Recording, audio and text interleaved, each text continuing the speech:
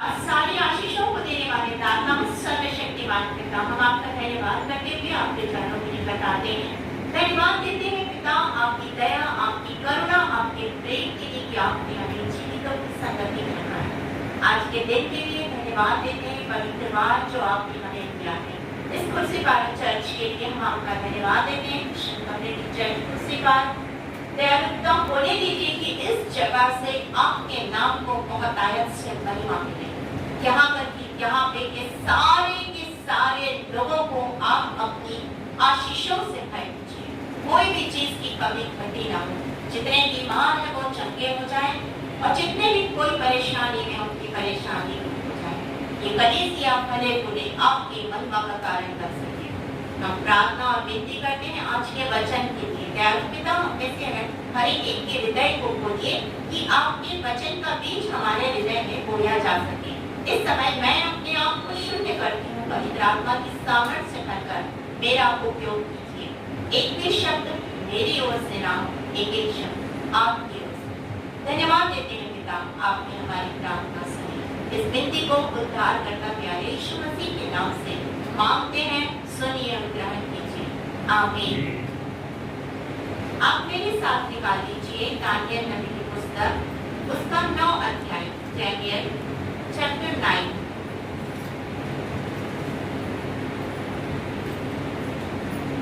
यहाँ पर दानियल एक वचन में आपके सामने पढ़ रही हूँ।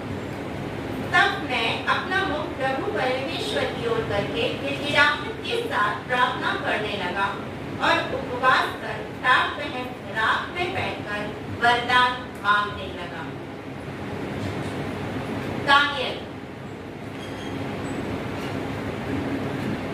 जो है वो एक इस्राएली है और बंधुआई में ये जवान बच्चा बंधुआई में नबूकदनेस्सर राजा उसे लेके आया। जब बंधुआई में आया तब ये जवान था, शायद 17-18 साल का रहा होगा। अपने परिवार को, अपने घर को छोड़कर यहाँ आया और जब यहाँ आया तो इसका चुनाव हुआ राजा के दरबार में उपस्थित रहने वालों के बीच कार्यों के लिए। और जब इसका चुनाव हुआ और इनके लिए अच्छे भोजन की व्यवस्था की गई, विशेष भोजन जो राजा खाता वैसे भोजन की, तो बाइबल बताती है, जब आप पहला अध्याय पढ़ेंगे तो बाइबल बताती है कि इसने उस भोजन को देखा और कहा कि मैं इसे नहीं खाऊंगा, इसको खाकर मैं अपने आप को अशुद्ध नहीं करूंगा, क्योंकि वो देश मूर्ति पूजकों का देश था और ये वहां पर जो भी भोजन दिया जाता था वो पहले मूर्तियों को चढ़ाया जाता था और उसके बाद राजा उसे ग्रहण करता था और वो भोजन अब दानियल को भी दिया जाने वाला था। दानियल के साथ उसके 3 मित्र थे, शद्रक, मेशक, अबेदनगो, और ये चारों ने डिसाइड किया कि ये उस भोजन को खाकर अपने आप को अशुद्ध नहीं करेंगे।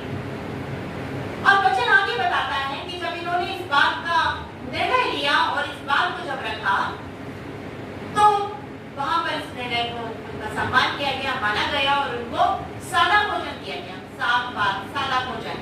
और इन्होंने सादा भोजन खाने के बाद वचन कहता है, जब आप पहले अध्याय की जब आप 16 वचन, 17 वचन, 18 वचन ये सब पढ़ेंगे तो आप पाएंगे ये बाइबल में लिखा है कि दानियल और उसके मित्रों ने अपने आप को अशुद्ध नहीं किया, इसलिए परमेश्वर ने उन्हें ज्ञान दिया, बुद्धि दी, शास्त्रों को समझने में प्रवीणता दी, दर्शन से भरा हुआ जीवन दिया, हमें बहुतायत की आशीष मिली। वो स्वप्न का अर्थ बताने की सामर्थ्य को पा सकते। जब हम अपने आप को अशुद्ध नहीं होने देते हैं और हम परमेश्वर पर पूरी तरह से निर्भर रहते हैं, परमेश्वर हमारे जीवन में अद्भुत रीति से कार्य करता है। बाइबल हमसे कहती है, जब आप रोमियो के 12 अध्याय पहले वचन से 3 वचन तक पढ़ेंगे तो इसमें हम पाएंगे कि उसमें लिखा है कि संसार के सदृश ना बनो परंतु तुम्हारा चाल चलन कैसा हो, मसीह के योग्य हो। हमें संसार के सदृश नहीं बनना है। पहला कुरिन्थियों 11 अध्याय पहले वचन में पौलुस कहता है कि तुम मेरे से चाल चलो जैसा मैं प्रभु की चाल चलता हूँ, प्रभु की सी चाल चलता हूँ। तो हमें इस संसार के सदृश नहीं होना है। इस बात को दानियल ने वहां पर किया और दानियल ने उस आशीष को पाया जो उसके लिए रखी गई थी। दानियल के साथ उसके दोस्तों ने भी आशीष को पाया। उसके बाद आपने दानियल के इसमें जब आगे बढ़ेंगे तो आप पाएंगे कि किस तरह उनके जीवन में परीक्षाएं आई। उसके मित्रों को आग के भड़कते हुए भट्टे में डाल दिया गया, जहां पर राजा ने उनके साथ प्रभु को देखा। दानियल को सियों की मान में डाल दिया गया, जहां परमेश्वर और इतनी अद्भुत घटनाएं घटी कि वहां के राजा ने कहा कि तुझ में, दानियल से कहा कि तुझ में ईश्वरों की आत्मा वास करती। ऐसी अद्भुत घटनाएं क्योंकि उनके जीवन में प्रभु को, परमेश्वर को राजा ने और वहां के लोगों ने देखा। आज हम इस संसार में रहते हैं, हमें ये देश परमेश्वर ने दिया। हो सकता हम भी इजराइल में पैदा होते, हम अमेरिका में पैदा होते, कभी कभी हम बहुत खूबसूरत देश को देखते हैं तो सोचते हैं अरे हम यहाँ क्यों नहीं पैदा होते। ऐसा हमारे मन में आता, मेरे मन में तो आता है जब मैं उसमें देखती हूँ, कोई अच्छे देश के बारे में पढ़ती हूँ या उसका चित्र देखती हूँ, कितना सुंदर पहाड़ है, वहाँ कितनी अच्छी नदियां हैं और बर्फ है और ये है और वो है, मैं बोलती अरे मैं भारत में क्यों पैदा हुई, मैं वहां क्यों पैदा हुई, इतना सुंदर देश था। लेकिन परमेश्वर की एक योजना है, इसके कारण आप यहाँ पर पैदा हुए। एक योजना है, हर एक को परमेश्वर ने एक योजना के तहत रखा है। ये चर्च यहाँ पर एक योजना के कारण बना है कि यहाँ के लोगों के द्वारा वो योजना पूरी हो सके। यहाँ के लोग, उसके कारण, आप लोगों के कारण यहाँ के आसपास के लोग आशीष पा सके। जब आप यूसुफ के बारे में देखते हैं पुराने नियम में, उत्पत्ति और उसके 39 चैप्टर को जब आप पढ़ेंगे, उसमें यूसुफ के बारे में तीसरे वचन में लिखा है 39 और उसके तीसरे वचन में लिखा है कि पोतीफर ने देखा कि यूसुफ के साथ में परमेश्वर यहोवा परमेश्वर रहता है और वो जो भी कार्य करता है उसमें सफल होता है। तो जब हमें इस जगह में रखा है तो निश्चित रूप से हमारे साथ हमारा परमेश्वर यहोवा है और वो हमें हर कार्य में सफलता देता है। वो हमें हर कार्य में सफलता देता है। दानियल यहाँ था, यहाँ पर वो हर एक कार्य में सफल था।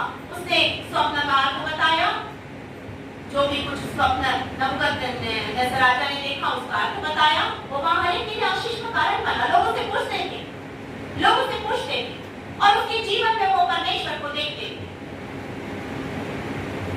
यहाँ जब हम 9 अध्याय को पढ़ते हैं तो हम पाते हैं कि दानियल यहाँ अपने लोगों के लिए, देश के लिए, अपने लोगों के लिए प्रार्थना कर रहा है। वो भी कैसे? पहली चीज उपवास के साथ, दूसरी चीज दांत तोड़कर, तीसरी चीज रात में बैठकर, रात पर बैठकर, और चौथी चीज दीन होकर प्रार्थना करना। इन 4 चीजों को वो यहाँ कर रहा है। और जब उसने इन 4 चीजों को किया तो आप पूरे 9 अध्याय, वैसे पूरा 9 अध्याय पढ़ना चाहिए था हमको, लेकिन मैंने सोचा बहुत लंबा है इसलिए हमने उतना ही पढ़ा। लेकिन यहाँ पर वो कहता है हे प्रभु तू महान है, और प्रभु परमेश्वर की प्रशंसा करता है, बड़ाई करता है, और बड़ाई करने के बाद में वो अपने लोगों के लिए क्षमा मांगता है। यहाँ पे लिखा है अपने लोगों के लिए वो क्षमा मांगता है। मैंने अपने परमेश्वर यहोवा से इस प्रकार से प्रार्थना की और पाप का अंगीकार किया, न सिर्फ अपने लिए परंतु दूसरों के लिए भी पाप का अंगीकार किया। उसने पापों की क्षमा मांगी। और जब हम दूसरों के लिए प्रार्थना करते हैं तो वो कहलाती है मध्यस्थता की प्रार्थना। जब हम दूसरों के लिए, और परमेश्वर ने हमें इस देश में, इस राज्य में, इस शहर में, इस स्थान पर मध्यस्थ बना के रखा है कि मैं और आप मध्यस्थता की प्रार्थना करें और हमारा देश, हमारा राज्य, हमारा शहर, हमारा मोहल्ला, हमारे पास पड़ोस के लोग बच जाए और परमेश्वर के उस उद्धारकर्ता परमेश्वर के मुख को देखने पाए। इसीलिए मुझे और आपको यहाँ पे रखा है, वरना हम यहाँ नहीं होते, हम कहीं और होते, हम किसी और कार्य को करते। लेकिन परमेश्वर ने यदि चुना है, चुन के यहाँ रखा है, तो उसकी ये योजना है। उस योजना के कारण ही मैं और आप यहाँ हैं। उस योजना के कारण ही दानियल उस जगह में था, बंधुआई में था, और वहां रहकर वो अपने जीवन से परमेश्वर को दिखा रहा था। और यहाँ पर वो लोगों के लिए प्रार्थना कर रहा है, मध्यस्थता की प्रार्थना। और ये मध्यस्थता की प्रार्थना बहुत महत्वपूर्ण है। जब आप उसको पूरा पढ़ेंगे, उसमें लिखा है हर जगह उसने क्षमा मांगी है पापों की, और क्या कह रहा है, मैं हमने तेरी आज्ञाओं को तोड़ दिया है। सचमुच में परमेश्वर आज्ञाकारिता जो उसे करना चाहिए था, उस आज्ञा को न मानने के कारण पाप जिंदगी में आया। जैसा आप सब जानते हैं, उत्पत्ति, जब हम उत्पत्ति को पढ़ते हैं उसके 3रे अध्याय को, तो वहां पर क्या हुआ था? वहां पर पाप मनुष्य के जिंदगी में आया और मनुष्य का जीवन खराब कर दिया। जब भी हम परमेश्वर की आज्ञा को तोड़ते हैं, पाप हमारे जीवन में आता है। जब हम उत्पत्ति उसके 4थे अध्याय को पढ़ेंगे तो हम 4थे अध्याय में पाएंगे कैन और हाबिल के बारे में। वहां पर परमेश्वर एक बात कहता है, पाप जो है द्वार पर खड़ा खड़ा है, द्वार पर खड़ा है। जैसे ही हम परमेश्वर की आज्ञा तोड़ते हैं, द्वार पर खड़ा पाप अंदर आ जाता है हमारी जिंदगी में, हमारी जिंदगी में वो आ जाता है। और तब हम जब एक पाप करते हैं तो हम दूसरा भी करते हैं। कभी भी याद रखिएगा, जब भी कोई एक झूठ बोलता है, कोई झूठ को छुपाने के लिए उसे दूसरा बोलना पड़ता है, फिर तीसरा बोलना पड़ता है, और वो पाप के दलदल में फंस जाता है। इससे तो अच्छा हो कि आप सच्चाई बता दें, सच्चाई बता दें। लेकिन सच्चाई को लोग छिपाते हैं, अरे उसको बुरा लग जाएगा, नहीं कुछ नहीं होता है। सच्चाई बताना जरूरी है। अगर ऐसा नहीं होता, सच्चाई अगर बताना छिपाना होता, तो शामिल नबी कभी शामिल नहीं बनता। बालक शामिल जिसने परमेश्वर का दर्शन पाया, जिसने परमेश्वर से बातचीत की, जब एली ने पूछा क्या कहा, तो उसने बताया। यदि वो नहीं बताता कि तेरे बेटों ने इस तरह से पाप किया, तेरे बेटे इस तरह से कर रहे, परमेश्वर को नाराज कर रहे हैं, तो वो छिपा देता, तो वो कभी नबी नहीं बनता। परमेश्वर ने मुझे और आपको इस संसार में, इस देश में रखा है कि सच्चाई मैं और आप लोगों को बताएं। और सच्चाई सिर्फ एक है कि हमारे पास एक मात्र उद्धारकर्ता है, जिसका नाम है प्रभु यीशु मसीह। सिर्फ वही है जो हमें मुक्ति दिला सकता है, सिर्फ वही है जो हमारा उद्धार कर सकता है, सिर्फ वही है जो हमें स्वर्ग में ले जा सकता, और दूसरा कोई नाम नहीं। ये सच्चाई, यही सच्चाई। लेकिन बहुत से लोग ऐसे हैं, छिपाते हैं, बताना नहीं चाहते, कुछ नहीं होता है। सब धर्म एक समान, सब कुछ एक समान नहीं। हम बहुत महत्वपूर्ण लोग हैं, क्योंकि परमेश्वर ने मुझे और आपको चुना है। वचन हमसे कहता है, पहला पत्रस उसके 2 अध्याय 9 वचन में कहता है कि हम याजकों का समाज है, पवित्र लोग हैं, परमेश्वर की निज प्रजा हैं। उसने हमें चुना अपने बेटे बेटियां होने के लिए। हम राजा के संतान है, तो राजा के संतान है तो हम क्या है? राजकुमार राजकुमारियां हैं। हम इस देश में हम बहुत महत्वपूर्ण स्थान रखते हैं। जिस भी जगह में रहते हैं हम बहुत ऊंचे स्थान में रखते हैं, क्योंकि वचन कहता है परमेश्वर ने हमें सिर बनाया है, कुछ नहीं। हम बहुत बड़ा ओहदा रखते हैं। तो यहाँ पर दानियल क्षमा मांग रहा है, और जब वो क्षमा मांग रहा है मध्यस्थता की प्रार्थना करके, वचन हमसे कहता है जब आप इतिहास उसका 7वें अध्याय उसके 14 वर्ष को पढ़ेंगे, दूसरा इतिहास 7वां अध्याय और उसके 14 वर्ष को पढ़ेंगे, तो उसमें आप पाएंगे वहां पर मंदिर का समर्पण हो गया था, और उसके बाद में वहां पर प्रार्थना की जा रही है। प्रार्थना करने जब की जा रही है, तो वचन में लिखा है, परमेश्वर कह रहा है, जब मेरे लोग दीन होकर प्रार्थना करेंगे, तो मैं उनके देश को ज्यों का त्यों कर दूंगा। इस देश में पहले एस्तर रानी के पति का भी अधिकार था। ये मैं नहीं कहती हूँ, वचन कहता है। जब आप एस्तर उसके पहले अध्याय को पढ़ेंगे, वहां 130 प्रांतों का वर्णन है, जिसमें हिंदुस्तान का नाम आया, हमारे देश का नाम आया। हमारे देश को वो वापस वही पलने पुलने वाला आशीष में भरा हुआ देश कर देगा, जब हम अपने देश के लिए दीन होकर प्रार्थना करें। खाली बोलना काफी नहीं है कि हम आप प्रार्थना करते हैं, आंखों को बंद करते हैं और बोलते हैं बड़ी दीनता और नम्रता के साथ मेरे पास आओ।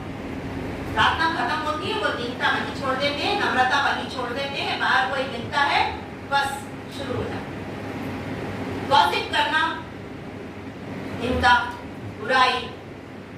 वो दीनता और नम्रता को छोड़ के हम बाहर निकलते साथ हमारे अंदर वो संसार की तमाम बातें आ जाती हैं। हम चर्च में प्रेज़ द लॉर्ड बोलते हैं, चर्च के बाहर जाने के बाद भूल जाते हैं। तो वचन हमसे कहता है कि जब हम वाकई में टूट के प्रार्थना करेंगे, दीन होकर। आप सोचिए, आप सब माता पिता यहाँ बैठे हुए हैं, जब आपके यहाँ आपके बच्चों की तबीयत खराब होती है, बहुत ज्यादा तबीयत खराब होती है, क्या करते हैं? ऐसी उठना प्रार्थना, यहाँ प्रार्थना करना है करती है, यहाँ फलाना बीमार है इसके लिए प्रार्थना, या टूट के प्रार्थना करते हैं। आप उस वक्त टूटते हैं, घुटना टेकते हैं, उपवास करते हैं और टूट के प्रार्थना करते हैं, मेरे बच्चे को बचा लो, मेरे माता पिता को बचा लो। आप जो बोलेंगे प्रभु मैं वो करूंगी, मैं वो करूंगा, हम एकदम टूट जाते हैं। परमेश्वर वही टूटे मन की प्रार्थना चाहता है अपने देश के लिए भी, क्योंकि ये मेरा और आपका घर है, यहाँ का संसार का। ये देश हमारा घर है, जिसे सुंदर बनाना मेरे और आपके हाथ में। ये सुंदर तब बनेगा जब प्रभु की उपस्थिति हमारे देश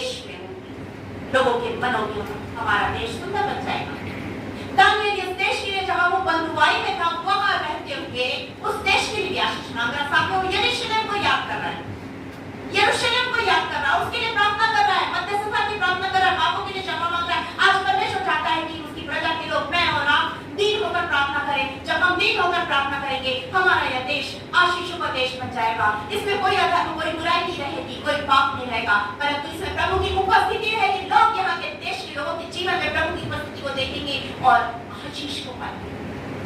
परमेश्वर ने इसीलिए रखा है, परमेश्वर ने इसीलिए दानियल को वहां रखा कि उसने उस देश के लिए भी और अपने देश के लिए भी प्रार्थना की। आज मुझे भी यहाँ रहते हुए इस देश के लिए और उस देश के लिए प्रार्थना करनी है जहाँ हमें जाना है। हमें दोनों जगहों के लिए प्रार्थना करनी है। उस देश में जाने के लिए सबको तैयार करने के लिए प्रार्थना करनी है, वहां पर हम जाएं, आशीष को पा सके, परमेश्वर के मुख को देख सके। इसलिए परमेश्वर ने यहाँ रखा है। आप एस्तर रानी के बारे में जानते हैं। जब एस्तर की पुस्तक उसके 4 अध्याय उसके 16 वचन को पढ़ेंगे तो आप पाएंगे कि वहां एस्तर रानी कहती है कि मैं नाश हो गई तो नाश हो गई। इसलिए वो क्या करती है, टाट तोड़ती है, उपवास करती है, उपवास के साथ प्रार्थना करती है अपनी सहेलियों सहित। और सारे यहूदी लोग उस समय प्रार्थना करते हैं उपवास के साथ कि यहूदी जाति बच जाए। और क्या हुआ, परमेश्वर ने प्रार्थना को सुना।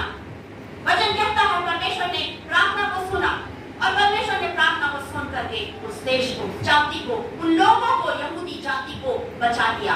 जब आप उसमें आगे पढ़ेंगे कि किस तरह परमेश्वर ने अद्भुत रीति से वहां पर कार्य किया। 4:16 में वो प्रार्थना करती है एस्तर के, लेकिन आगे चल के परमेश्वर वहां पर उस बात को पूरा करता है। जब आप 8 अध्याय को पढ़ेंगे तो आप पाएंगे वो बात पूरी हुई वहां पे, वो बात पूरी। तो परमेश्वर इस तरह से जीवन में अद्भुत रीति से कार्य करता है। वो कार्य तब करता है जब मैं और आप अपने अपने मनों को तोड़ते हैं, उस पर पूरी तरह से विश्वास करते हैं, उसके चरणों के पास लोगों को लेके जाते हैं। जब हम प्रार्थना करते हैं, आप एक बात बताइए मुझे, जब भी प्रार्थना होती है कि आपको कहीं बाहर जाना है और यहाँ पर प्रार्थना चल रही है और बाहर जाना है, तो आप क्या प्रार्थना का वेट करेंगे या बाहर जाएंगे चुपचाप? पानी पीना है, बाहर जाना है, टॉयलेट के लिए, किसी भी कार्य के लिए जाना है, जैसे ही आंख बंद होती है लोगों की, नाक से चुपके से अपना सामान उठा के निकल के चल पाते हैं। अक्सर ऐसा होता है, मैंने कई जगहों पर देखा है, लोगों की आंख बंद हुई, अगर आपको घर जाना है, कुछ है, अपना बैग उठाए चुपचाप चले। जब हम प्रार्थना करते हैं, चीज को याद रखिए मेरे आप प्रिय लोग हैं, आज मैं इस बात को आपके साथ बांट रही हूँ, चीज को याद रखिए, जब भी हम प्रार्थना करते हैं परमेश्वर के साथ बातचीत करते हैं, हम उसके साथ बातचीत करते हैं। और उस बातचीत के बीच में यदि कोई उठ के जाता है, यदि हम उठ के चले जाते हैं तो बातचीत वहां टूट जाती है और आशीष नहीं पाते और कहते हैं परमेश्वर हमारी प्रार्थना सुनता नहीं है। आप कितना सुने परमेश्वर की बात को? वो कहता है आपने कितना सुना मेरी बात? प्रार्थना के समय यदि प्रार्थना हो रही है, कलीसियाई प्रार्थना हो रही है, आप चर्च आ रहे हैं, जब आपने देखा प्रार्थना हो रही है तो आप थोड़ी देर वहीं रुक के उस प्रार्थना में सहभागी हो जाएंगे।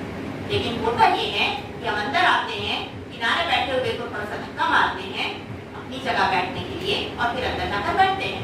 होता है ना, ऐसा होता है, मैंने भी महसूस किया है। आप विश्वास नहीं करेंगे, मैं बड़े चर्च में बैठती हूँ, जिस जगह में बैठती हूँ मैं उस जगह कोई घुसता नहीं है। जब मैं प्रार्थना करती हूँ कोई नहीं घुसता, मैं किसी को अंदर नहीं आने देती, क्योंकि जब मैं प्रार्थना कर रही हूँ, मैं परमेश्वर से बात कर रही हूँ और मेरी बात के बीच में कोई घुसता नहीं, उसका मैं हटती नहीं हूँ, उसका इसमें कोई घुसता नहीं है। इस बात को हमें करना है क्योंकि हम परमेश्वर से बात कर रहे हैं। जब तक हम कठोरता के साथ इस काम को नहीं करेंगे, हम परमेश्वर की उस आशीष को, हमारी बॉन्डिंग होती है उस वक्त परमेश्वर से। बीच में प्रभु यीशु मसीह है, हम नीचे से ऊपर चढ़ते हैं, ऊपर परमेश्वर है पर प्रभु यीशु मसीह बीच में है, वो हमारे हाथों को थामता है और पिता के पास लेके आता है। ये मेरी बेटी है मंजूषा, जो तेरे पास एक प्रार्थना के निवेदन लेकर आई है, पिता तू इसकी प्रार्थना को सुन। और उस प्रार्थना के निवेदन को परमेश्वर के हाथ में सौंपता है और हम प्रभु का हाथ पकड़े हुए वहां हैं, क्योंकि हम प्रार्थना प्रभु यीशु मसीह के नाम से मांगते हैं।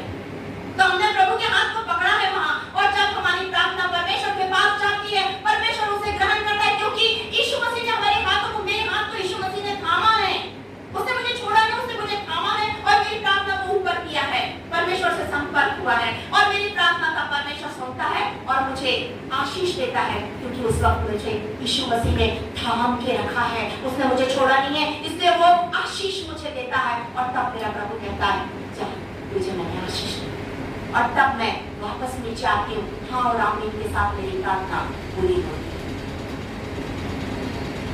जब हम प्रार्थना करते हैं परमेश्वर से बातचीत करते। जब आप प्रार्थना करें, परमेश्वर से बातचीत करें, दीन होकर प्रार्थना करें, नम्रता के साथ प्रार्थना करें, परमेश्वर हमारी प्रार्थना सुनता है। क्योंकि यह मेरा विश्वास है, ये मेरा विश्वास है। मैंने आज तक जो प्रार्थना की, मैं कभी ऐसा नहीं बोल सकती कि प्रभु ने मेरी प्रार्थना नहीं सुनी। प्रभु ने हमेशा मेरी प्रार्थना को सुना है, सुना है।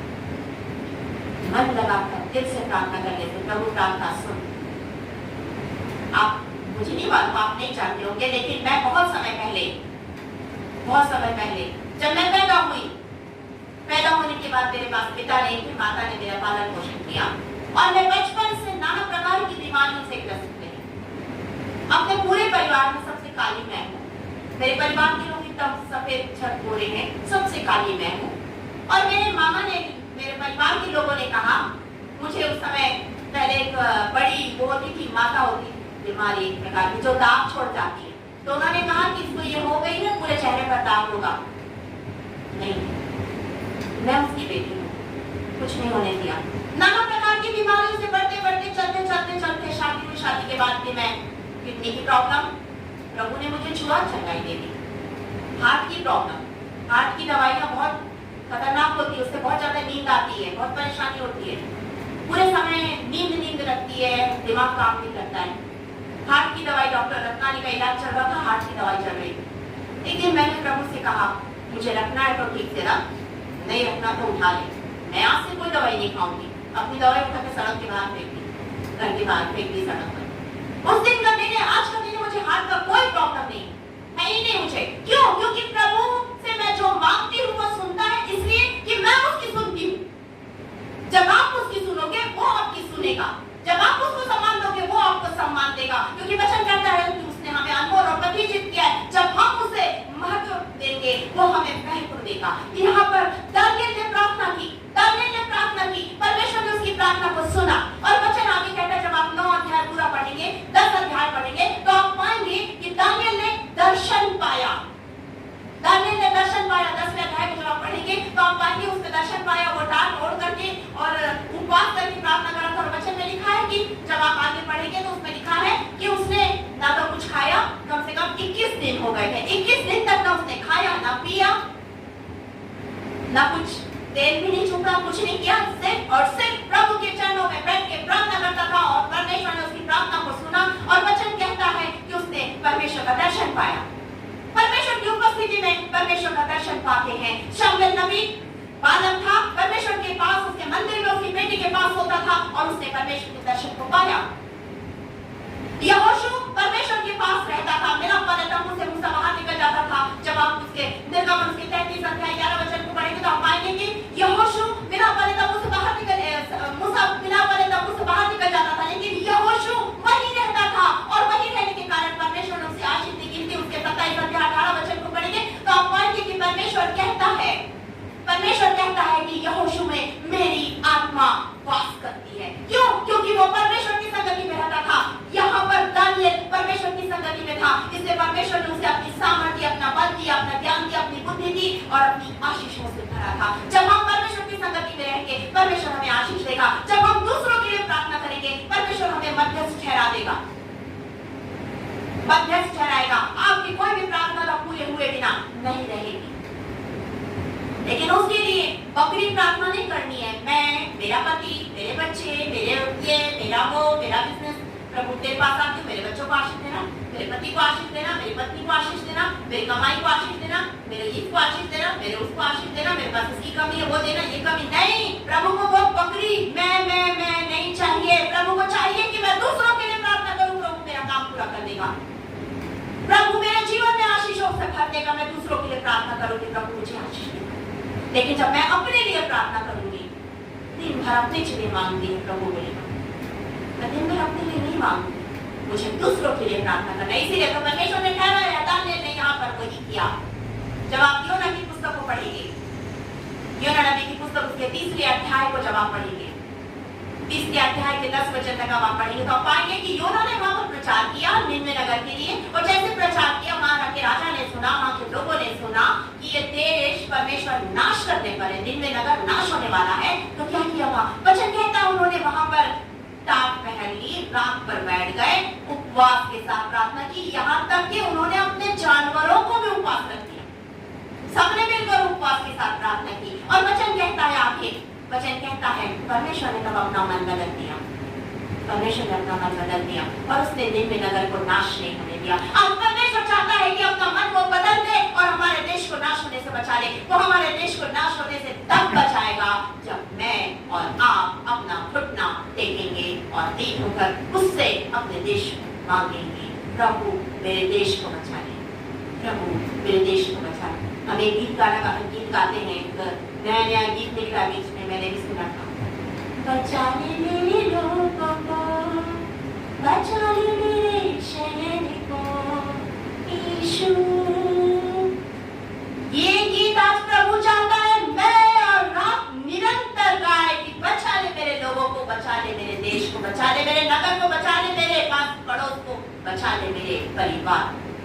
आज प्रभु चाहता है ये हम करें, जैसे दानियल ने किया, जैसे एस्तर ने किया, जैसे योना ने किया, वहां जाकर के प्रचार किया, लोग बदल गए, लोगों का मन बदल गया। जब आप नए नियम में जाएंगे, जब आप नए नियम में जाएंगे, यूहन्ना रचित सुसमाचार उसका 17 अध्याय 17, यूहन्ना रचित सुसमाचार 17 अध्याय, आप उसको पढ़ेंगे, आप उसमें पढ़ेंगे कि हमारा यीशु महायाजकीय प्रार्थना करता है। वहां पर हेडिंग है महायाजकीय प्रार्थना। आप उसके पहले वचन से जब 5 वचन तक पढ़ेंगे तो यीशु अपने लिए प्रार्थना कर रहा, सामर्थ मांग रहा है, लेकिन उसके आगे के जो वचन है उसमें वो अपने चेलों के लिए, विश्वासियों के लिए, सबके लिए, मेरे और आपके लिए प्रार्थना कर रहा है कि मैं और आप स्थिर रह सके, मैं और आप विश्वास में मजबूत रह सके। इसलिए वो प्रार्थना कर रहा है ताकि हम बचे रहें, विश्वास में मजबूत रह सके। आज परमेश्वर चाहता है मैं और आप भी उस याजकीय प्रार्थना को करें, अपने देश के लिए, अपने लोगों के लिए, आसपास के लिए, हर एक के लिए उस याजकीय प्रार्थना को करें ताकि ये देश बच जाए, ताकि उसके अनुग्रह की दृष्टि हमारे देश और हमारे लोगों पर हो जाए। आज वो यही चाहता है, आज वो यही चाहता है। हमें प्रार्थना करनी हर एक के लिए, अपनी कलीसिया के लिए, कलीसिया हमारा परिवार है, लेकिन इस कलीसिया को उस कलीसिया से जो परमेश्वर की दुल्हन बनने वाली, उससे जोड़ना मेरा और आपका काम है। जब हम प्रार्थना करेंगे अपनी कलीसिया को उस सार्वभौमिक कलीसिया से जोड़ देंगे। वचन कहता है हमें हर एक के लिए प्रार्थना करनी है। जब आप प्रेरितों के काम और उसके 12 अध्याय को निकालेंगे, आप निकाल सकते हैं प्रेरितों के काम 12 अध्याय, उसके 5 वचन को देखिए क्या लिखा है। 5 वचन में लिखा है, पत्रस को मत्ती में डाला गया, उसके बाद 5 वचन में क्या लिखा है देखिए।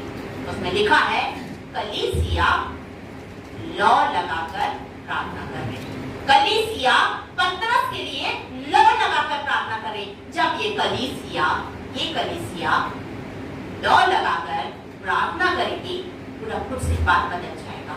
जब ये कलीसिया लौ लगाकर प्रार्थना करेगी, पूरा शहर बदल जाएगा। जब ये कलीसिया लौ लगाकर प्रार्थना करेगी, पूरा देश बदल जाएगा। जरूरत है इस कलीसिया को लौ लगाकर प्रार्थना करने के लिए, तभी तो छुटकारा मिलेगा। क्या हुआ? जैसे उन्होंने प्रार्थना की, उसके बाद जब हम आगे के वचनों को पढ़ेंगे तो हम पाएंगे, 8 वचन से हम पाएंगे कि एक दूत आया और वो तो बेड़ियों में जकड़ा हुआ था और लोगों के पहरेदारों के बीच में सोया हुआ था। उसी समय दूत आया, बंदीगृह के दरवाजे खुल गए, उसके हाथ पैरों की बेड़ियां खुल गई, वो बाहर निकला, उसको दूत ने कहा कपड़े पहन, और बाहर निकला। और बाहर निकलने के बाद में उसे पता चला कि ये दर्शन नहीं है, ये तो सच्चाई है। मैं छुटकारा पा लिया बंदीगृह से, मैं छुटकारा पा लिया। और फिर वो जहाँ पर प्रार्थना की जा रही थी, मरकुस की माता के घर में प्रार्थना हो रही थी, वो जगह में कलीसिया थी, वहां पर वो पहुंचे। तो परमेश्वर हमारी प्रार्थना कितने ध्यान से सुनता है, सोचिए। और जब कलीसिया लौ लगाकर प्रार्थना करती, जैसे अभी हमने याजकीय प्रार्थना की, परमेश्वर का ध्यान हमारे इस याजकीय प्रार्थना पर था, क्योंकि उस वक्त पूरी कलीसिया एक मन होकर मांग रही थी, चंगाई मांग रही थी। प्रभु अनिता जेम्स बहन को चंगाई देना, सारी कलीसिया ने कहा चंगाई देना हमारे बीच की है। निश्चित जानिए आने वाले हफ्ते में अनिता बहन हमारे बीच में हो जाएगी, हमारे बीच में भरी चंगी पाई जाएगी। क्यों? क्योंकि परमेश्वर कलीसिया की प्रार्थना को, याजकीय प्रार्थना को सुन रहा है, मेरे और आपकी प्रार्थना को सुन रहा है। जब हम दिल से प्रार्थना करेंगे, हमारी प्रार्थना सुनता है। और यहाँ पर कलीसिया लौ लगाकर प्रार्थना करी और पतरस जेल के बाहर आ गया। आगे एक और घटना घटी। मैंने इससे निकालने कहा आगे एक और घटना घटी। घटना ये घटी जब आप 22 वचन को पढ़िएगा, 22 वचन से पढ़िएगा क्या घटना घटी है। 22 और 23 को पढ़िए, क्या हुआ वहां पे उस वक्त। लोग पुकार उठे, यह तो मनुष्य का नहीं ईश्वर का शब्द है। उसी क्षण प्रभु के एक स्वर्गदूत ने तुरंत उसे मारा। हाँ, क्या हुआ उस वक्त, घटना क्या घटी। हेरोदेस जो वहां का राजा था, वो कुर्सी पर राज वस्त्र पहनकर बैठा। ये वही राजा था जिसने पतरस को अंदर करवाया था बंदी गिराने। आज वो राज वस्त्र पहनकर बैठा है और वहां वो मुंह से उपदेश देना शुरू किया और पब्लिक जो है वो उसका गुणानुवाद करने के लिए, राजा को महान बनाने के लिए क्या कर रहा है, उसका बड़ाई कर रही है और बोल रही है कि ये दूत तो, ये जो शब्द बोल रहा है तो परमेश्वर का है। क्या हुआ उसी वक्त वचन में लिखा है कि वो कीड़े पड़कर मर गया। 23 वचन में पढ़िएगा, उसी वक्त वो कीड़े पड़ के मर गए। उसी क्षण प्रभु के एक स्वर्गदूत ने तुरंत उसे मारा, क्योंकि उसने परमेश्वर को महिमा ना दी और वह कीड़े पड़ के मर गया। सोचिए जरा, एक प्रभु के जन की प्रार्थना बहुत महत्वपूर्ण होती है और जब बहुत सारे लोग एक साथ प्रार्थना करते हैं तो वो कितनी सामर्थ्य भरी प्रभावशाली प्रार्थना हो जाती है। इतनी प्रभावशाली प्रार्थना हो जाती है कि परमेश्वर उस प्रार्थना को स्वयं पूरा करने आ जाता है। वचन कहता है, जब आप भजन संहिता को पढ़ेंगे तो आप पाएंगे कि परमेश्वर जो है वो क्या करता है, स्वर्ग को, सिंहासन को नीचे करके आता है मेरी अनंत प्रार्थना से। इसलिए प्रार्थना करना जरूरी है। कलीसिया प्रार्थना करना जरूरी है। व्यक्तिगत रूप से दानियल के समान, एस्तर के समान प्रार्थना करना जरूरी है। सामूहिक रूप से अपने देश को बचाने के लिए निन्वे नगर के लोगों के समान प्रार्थना करना जरूरी है। जरूरी है कलीसिया को लौ लगाकर प्रार्थना करना। क्यों करना है प्रार्थना? कभी आपने सोचा है हमें प्रार्थना क्यों करनी है? पहली चीज हम बातचीत करते हैं, दूसरी चीज जो हम पाते हैं इसमें योएल नबी की पुस्तक उसका 2रा अध्याय और उसके पहले वचन से जब आप पढ़ेंगे तो आप पाएंगे कि यहोवा का दिन, अंधकार का दिन निकट है और वरन द्वार पर ही है। अंत का समय चल रहा है, आप सब कुछ जानते हैं। आप चारों तरफ लड़ाइयों की चर्चा सुन रहे हैं।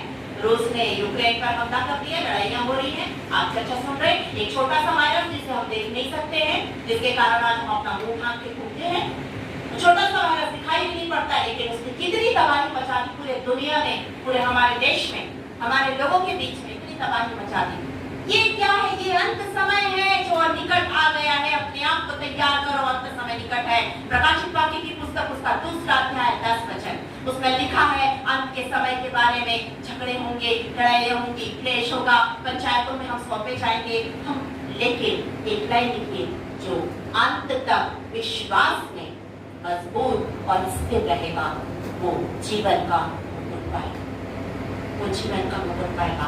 इसलिए हमें प्रार्थना करनी है कि हम विश्वास में मजबूत रह सके। इसलिए हमें प्रार्थना करनी है कि हमारे साथ साथ हमारे देश के, हमारे राज्य के, हमारे शहर के, हमारे परिवार के लोग बच जाए। इसलिए हमें प्रार्थना करनी है कि हम उस अनंत राज्य में प्रवेश करें जो हमारे लिए प्रभु यीशु मसीह बना रहा है। उस अनंत राज्य में प्रवेश करें और वहां पहुंचकर हम जीवन का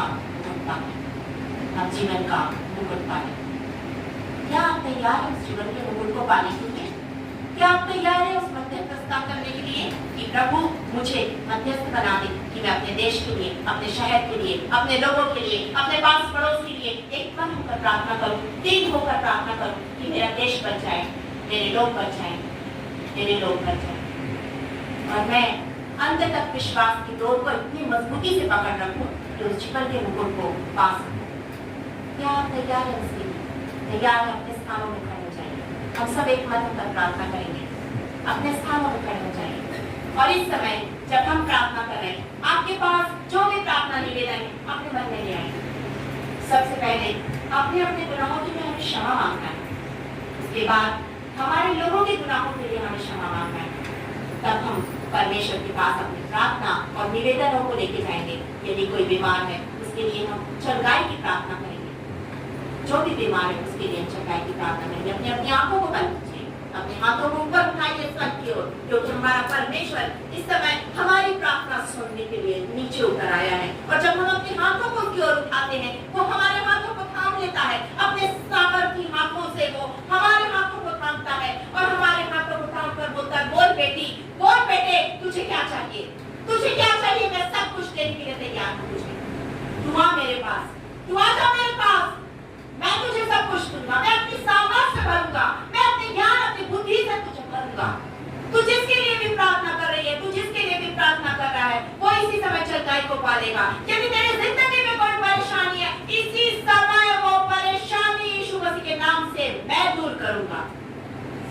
आज वो नीचे उतर आया, वो नीचे उतर आया, आपको स्पर्श करने चाहता है, आपको छूना चाहता है, अपने हाथों को उसकी ओर बढ़ा दे।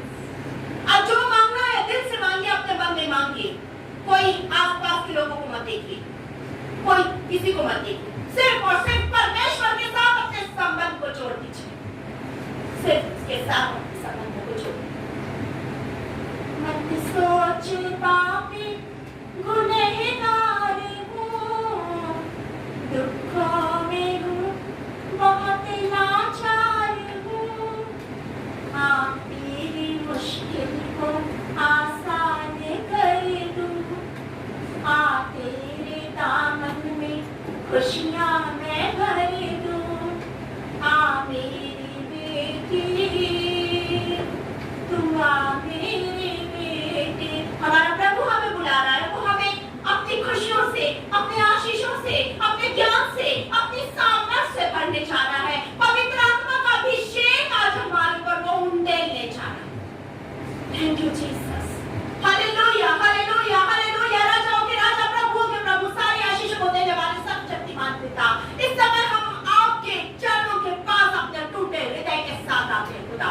ओ महान परमेश्वर पिता, अपने आप को हम आपके हाथ में सौंपते हैं। हमने जो भी पाप अपराध गलतियां मन वचन या कर्म से किए, मैंने जो भी पाप अपराध मन वचन या कर्म से किए, मेरे साथ इस मंदिर ने जो भी पाप अपराध के हर एक के पाप अपराध गुनाहों को आज आप क्षमा कर दीजिए। यीशु के नाम से हमें यीशु मसीह के उसी बहाए हुए लहू से धो के शुद्ध पवित्र कर दीजिए।